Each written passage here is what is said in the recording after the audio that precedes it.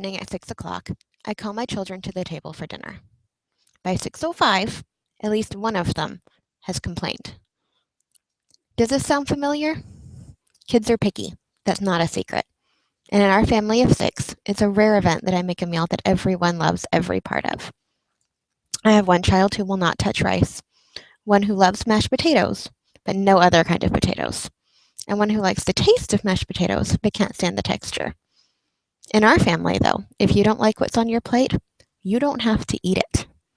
Giving them the power to make their own decisions about whether or not they're going to eat the food that's served to them has not caused them to eat only pizza, chicken nuggets, macaroni and cheese, and cookies, although those are definitely crowd pleasers at our house, but instead has made mealtimes much less stressful and helped them to be willing to try things that a lot of kids won't touch.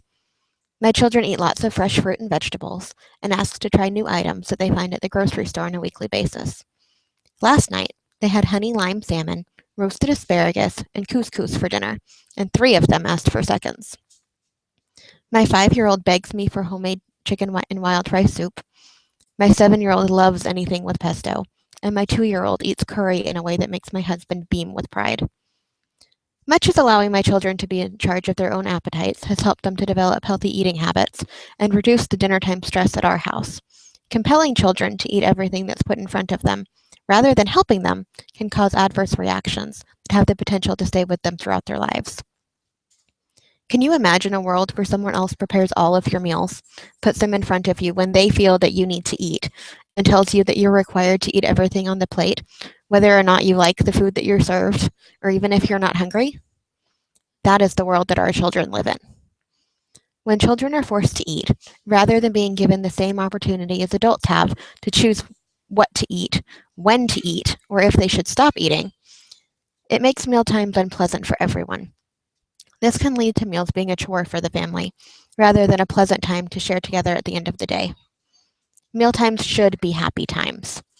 In our home, it's frequently the only half hour of the day that we're all able to spend together.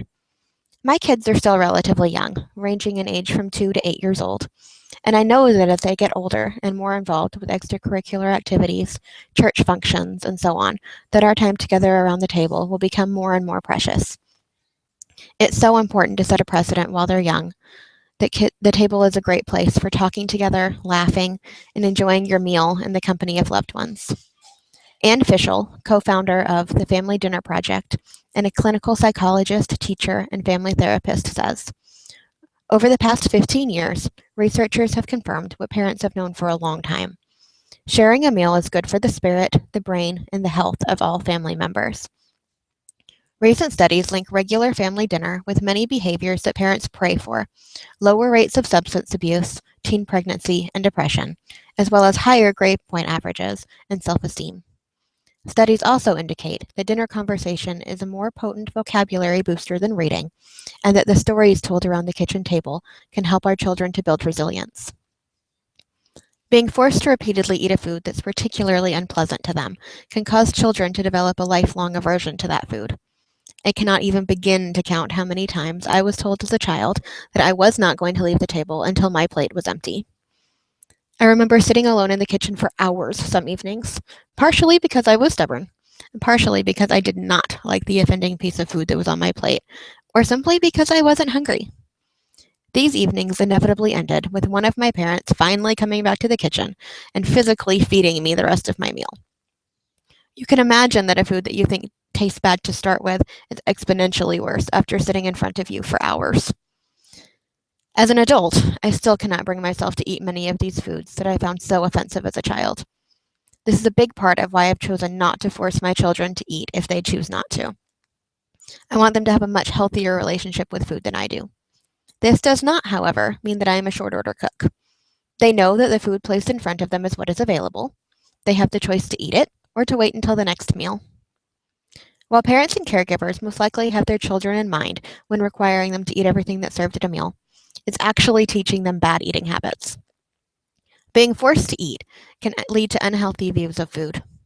Gunborn Palme, a certified psychologist and psychotherapist, says, if the parents or custodians of a child force the child to eat, they will not help the child to be responsive to its real bodily needs. the child does not learn to recognize its real feelings of hunger and satisfaction. This can, later in life, cause eating disorders. Lori Bowers, an RN at the University of Rochester Medical Center, says that the practice of forcing children to clean their plates can encourage them to develop bad eating habits, such as eating when they're not hungry. It can also lead to a distaste for those nutritious foods that they're being forced to eat. This has the potential to lead to lifelong weight issues. Julia Moravskik, PhD, author of Teach Your Child to Love Healthy Food, says, children are more in touch with their natural appetite than adults are. Eating when they aren't hungry can feel disgusting or even painful. Respect their natural sense of hunger. If your child can maintain this natural sense of eating when he's hungry and stopping when he's not, he will have a powerful weapon against the culture of recreational eating that he will encounter when he's an adult. One of the most common reasons that children don't finish their meals is simply because we are giving them too much food. This often starts in infancy, when we encourage a baby to finish a bottle or to eat the last few bites in a jar of baby food. We are, in essence, teaching them to ignore their body's natural cues to stop eating when they're full. I encourage you to become better informed about the appropriate serving sizes for the children that you're responsible for. For example, did you know that the appropriate serving sizes for a toddler are 1/4 of a piece of bread, 2 tablespoons of vegetables, or 1 ounce of cheese or meat? Or that a balanced meal for a 5-year-old is half of a peanut butter sandwich, a half cup of applesauce, and 6 ounces of milk? As you can see, while we may think that we're helping our children by ensuring that they eat properly when we make them eat everything that's put in front of them, we're actually doing them a disservice. I hope that I've been able to encourage you to reconsider the approach that you take with your children at mealtimes. You can make your home a happier place and teach your child to eat healthy eating habits by making dinner time a happy, stress-free place, allowing your children's appetites to govern how much or how little they eat, and by educating yourself about the dietary requirements of the children in your care.